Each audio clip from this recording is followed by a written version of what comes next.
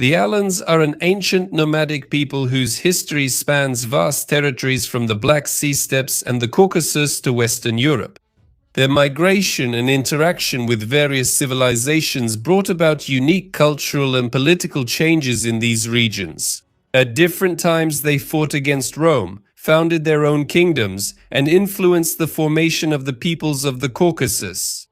And in today's video, we will trace the history of the Alans from their emergence to the present day. Before I continue, please don't forget to support the channel through sponsorship on YouTube or Patreon. We would also appreciate your likes, subscriptions, and of course, your kind comments. Let's get to the topic of this episode.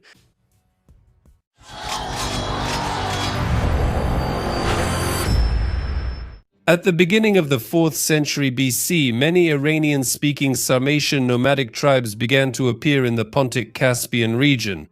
The most well-known among them were the Aorsi, Siracis, Roxolani, and Iazigis. They were all part of the broader Scythian culture. Chinese sources from the beginning of the 1st century AD tell us that the Aorsi came to be known as the Alans. The term Alan itself is a derivative. It comes from the common name for the ancient Aryans and Iranians. It seems that the Alans emerged as a ruling group among the Aorsi, somewhere in the steppes north of the Caspian Sea, and the rise of their power forced the rest of the Aorsi to migrate across the Don. In the following centuries, the Alans took a leading position among the Sarmatian tribes of the Azov region and the North Caucasus. From there, they launched raids against Crimea, Transcaucasia, Media, and Asia Minor. The Roman historian Cassius Dio reports that King Pharsman II of Iberia encouraged the Alans to invade neighboring Roman territories in the year 135. It was in Cappadocia that their advance was stopped by the legions under the command of Flavius Arrianus. Arrianus was also a historian and documented his defensive tactics in the work Order of Battle against the Alans. In the 4th century, cataclysms occurred that drastically changed the balance of power in the Pontic steppe region. From the east came new steppe peoples, the Huns. In the 14th century, cataclysms occurred that changed drastically. Some of the Alans were defeated, and the rest faced a difficult choice: to go west or to stay and fight. As a result, the Alans split. Some, together with other tribes, went west and became part of the migration period. The others stayed in their ancestral lands on both sides of the Caspian Sea. Thus, the Alans were divided into two groups, each of which followed its own path of historical development. Those tribal groups of the Alans who went to Europe together with the Germanic Goths sought refuge in the territory of the Eastern Roman Empire and even initially received it from Emperor Valens. Nevertheless, tension arose between the tribes and the Romans, which eventually led to an armed uprising. Its culmination was the Battle of Adrianople in 378, where Alan cavalrymen served in the Gothic army under the command of Fritigern. The battle was a decisive victory for the Goths, in which Emperor Valens was killed. After the battle, the now European Alans split into different groups. Some were hired to fight on the side of the Romans as Federate allies. Others joined as mercenaries with the Visigoths, Ostrogoths, and Huns. More notably, some of the Western Alans east of the Rhine River joined the Vandals and Suebi for their invasion of the Western Roman Empire.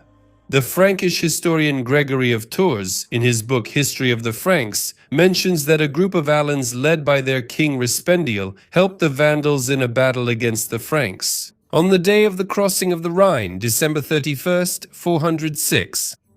After that, the allies invaded Gaul and then the Iberian Peninsula. In 411, the Alans, Vandals, and Suebi faced the question of how to divide the lands of the Iberian Peninsula.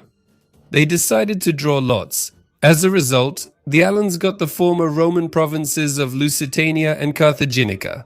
Their kingdom became one of the first barbarian kingdoms founded on kings. The Alans received coastal Galicia, or as it is also called Galicia, while the Vandals got Baetica and the rest of Galicia. It seems that the Alans dominated this alliance as they received more territories than all the others. but the barbarian trio did not control Spain for long. Although the Roman Empire was on the verge of collapse, it managed to set the Visigoths, led by Wallia, against them. In 418 they defeated the Alans and their king Adak was killed in battle.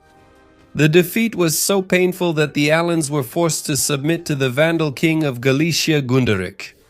But the pressure from the Visigoths in Spain continued. Therefore, in 429 the Vandals with the Alans, under the leadership of King Gaiseric, the successor of Gunderic, crossed the Strait of Gibraltar into North Africa, after which the kingdom of the Vandals and Alans was established there.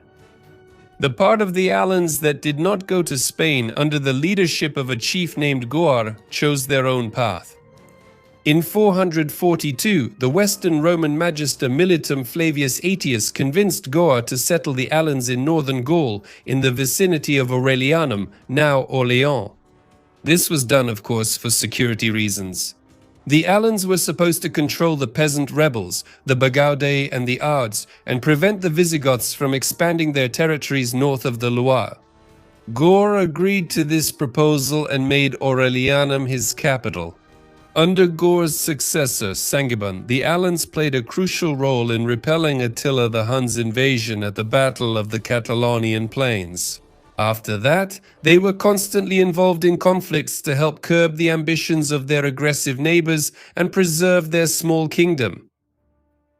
In 461, by order of the Magister Militum in Italy, Ricimer, the ruler of the Western Roman Empire, Majorian, was killed. Instead of him, Ricimer placed his protege Libius Severus on the throne. However, many rulers of the outlying territories of the Western Roman Empire did not recognize the new emperor. Among them was the Magister Militum, effectively the ruler of the northern regions of Roman Gaul, Aegidius. For several months after Libius Severus ascended the throne, relations between Ricimer and Aegidius remained tense, but there were no military actions between them. The situation changed in 462 when the ruler of the Visigoths, Theodoric II, declared his support for Libius Severus. He decided to attack the lands north of the Loire River that were controlled by Aegidius. It is believed that the main reason for this decision by the king of the Visigoths was to expand his power over the regions of northern Gaul. The Alans, like the Franks, were allies of Aegidius. They fought the Visigoths at the Battle of Orleans in 463. The Visigoths were defeated. Around the year 503, Clovis I attacked Armorica, but was defeated by the Alans. Despite this, the Alans, who by that time had converted to Christianity like Clovis, wanted to improve relations with him in order to oppose the hostile Visigoths, who were eager for lands north of the Loire. Therefore, an agreement was made by which Clovis became the ruler of the various peoples of Armorica, and the military power of the region was integrated into the Merovingian army. It was after this moment that the Alans disappeared from historical records, as they were probably absorbed into the Frankish population. Next, in the second part of the video, we will look at the fate of the part of the Alans who managed to remain in their ancestral lands. These Alans became sedentary, but information about them is relatively poorly documented by Western sources. The Alans occupied the territory of the North Caucasus Plain, as well as the lands along the northwestern coast of the Caspian Sea. Eventually, they formed a state known as Alania. In the 8th century, it served as a vital buffer state during the wars of the rising Islamic Caliphate, both against the Eastern Roman Empire and against the Khazars who migrated westward. The Byzantine chronicler Theophanes the Confessor reports that Emperor Justinian II sent his general Leo the Isaurian to bribe the leader of the Alans so that he would break off relations with the kingdom of Abkhazia, which at that time was an ally of the Umayyad Caliph al-Walid Dafi. The mission was successful. In the following years, the Second Arab-Khazar War broke out, which also affected Alania. Its king, Itas, acted as a vassal of Khazaria against the caliphate. After Leo the Isaurian took the imperial throne, the troops of Caliph Umar II attacked the Khazars and Alans. The Umayyad army was too istiowa. Amiyadskaya armia была разбита. And this led the Khazar leader Barzil to build several defensive fortresses in Alania. In the following 200 years, not a single conflict in the Caucasus region occurred without the involvement of the Alans. Sometimes they fought against the Arabs on the side of the Khazars, then again with the Khazars against the Byzantines, and sometimes they sided with the Byzantines and rebelled against the Khazars. At the end of the 9th century, Alania became independent from the Khazar Khaganate. And at the beginning of the 10th century, Khazaria fell under the influence of Byzantium because the Alan elite converted to Christianity. While some families of the Alan elite converted to Christianity, most of the rural population continued to follow the pagan traditions of their ancestors. The Alan kings often formed alliances with the Byzantines and various Georgian kings to protect themselves from the encroachments of rising northern steppe peoples, such as the Pechenegs and Kipchaks. Marriages among the Alan, Georgian, and Byzantine nobility were common. One vivid example of this is when Emperor Michael VII Dukas married Maria of Alania, the daughter of the Georgian king Bagrat IV. Another alliance was established when the Alan prince David Soslan married the famous Queen Tamar of Georgia, who herself was half Alan. Many Alans also served as mercenaries for the Georgian kings against their Muslim Seljuk neighbors. By the end of the 1230s, a new threat came from the east in the form of the Mongols. Although the Alans held out and confirmed their reputation as excellent warriors, by the end of the 13th century they were finally conquered, and their capital, Magas, was destroyed. They fell under the rule of the Golden Horde and fought for it under the leadership of Khan Toktamish against another conqueror, Timur, also known as Tamerlane. Timur won in 1395, briefly taking control of the Caucasus and destroying a large number of Alans.